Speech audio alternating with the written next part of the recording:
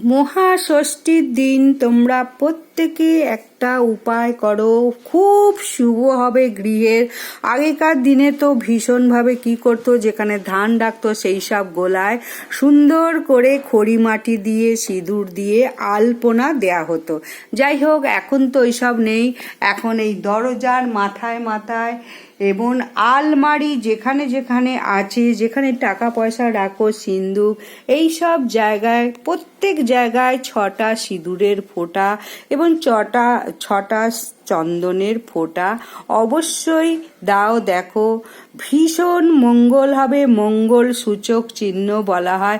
প্রতি বছর দেবে। আগের যে সিঁদুর বা চন্দনের ফোঁটা আছে সেটা সুন্দর করে তেল দিয়ে একটা কাপড় দিয়ে মুছে দিয়ে তারপরে আবার নতুন বছরে এরম করে ফোঁটা দাও।